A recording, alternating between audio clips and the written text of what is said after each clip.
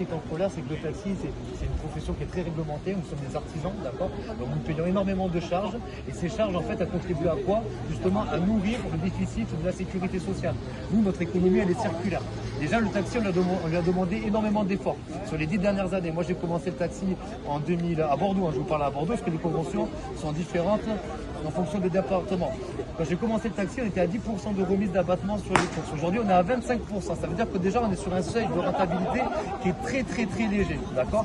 Sauf que nous, ce qu'on cotise sur nos courses, quand on fait une course, on va redonner directement à l'URSSAF, on va payer de la TVA sur la course, la TVA sur. Ça veut dire que déjà, vous enlevez 25% du montant de la course, 10% de TVA, 5% de télétransmission, déjà, on est déjà à moins 45%.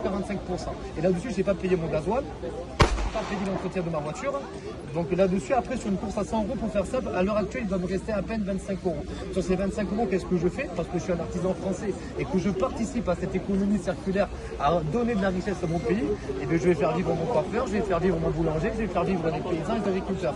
Aujourd'hui, ce que je trouve inadmissible, c'est qu'on fasse porter la responsabilité du déficit de la sécurité sociale sur le dos des artisans. Alors que sans nous, taxis aujourd'hui, c'est des millions et des millions d'euros d'URSSAF qui ne seraient pas versés et qui servent à payer justement cette économie circulaire dont fait partie nos prestations sociales.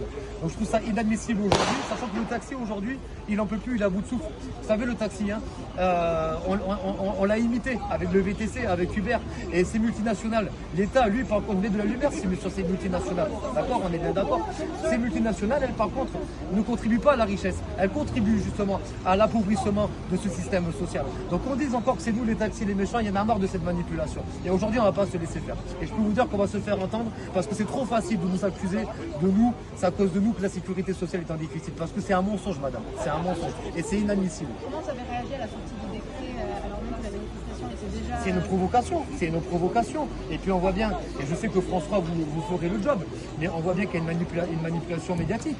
Et en fait, ils essaient de nous faire passer pour des méchants. Alors que nous, vous savez, c'est des enfants qu'on transporte tous les jours. C'est des pères, des mères, des tantes et des tatis. Ces gens-là, on y est attachés. Ils font partie de notre famille. Ça fait 5, 6, 10, 15 ans qu'on les suit dans leurs soins. Ces gens-là, on veut les abandonner.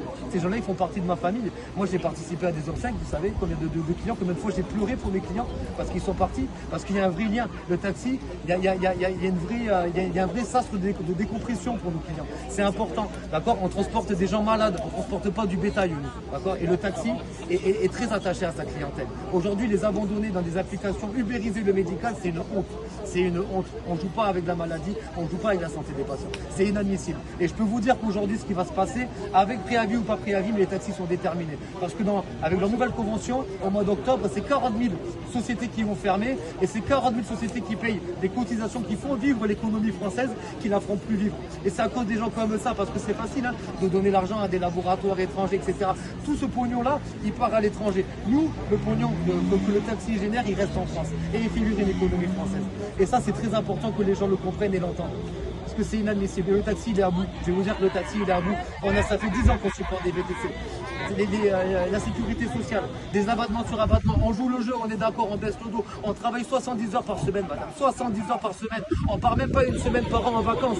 Et on veut nous faire passer pour les machins et pour les méchants. C'est nous les méchants, on n'a même pas le droit de tomber malade. On n'a même pas les moyens de tomber malade.